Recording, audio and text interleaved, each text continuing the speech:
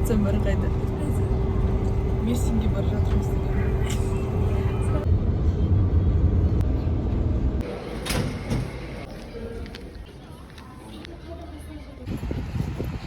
Merci.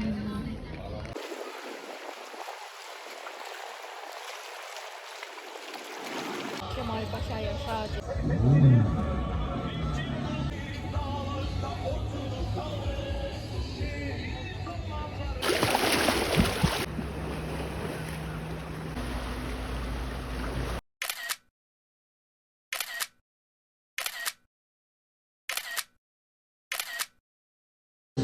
Acımasız olma şimdi bu konu.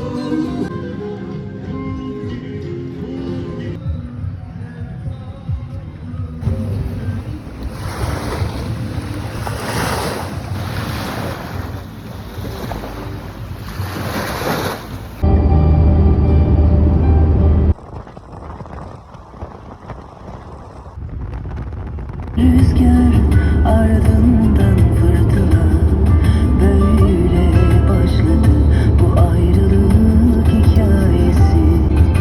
Özenle seçilmiş yalın cümleler kurduk, bitmişti. Şimdi o sevdiğim... Bakın buraya bakın, bu güzelliğe bakın.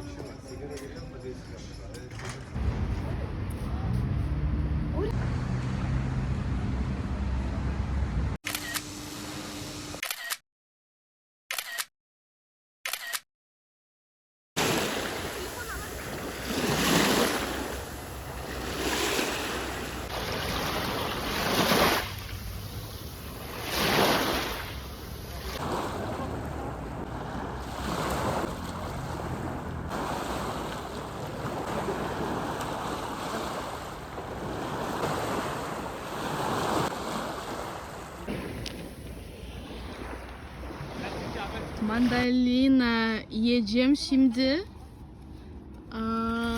Bulamıyorum. Evet, buldum.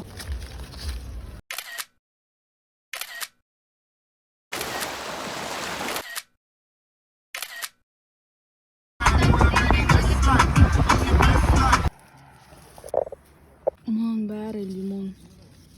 Dev limon. Ben barlığı limon.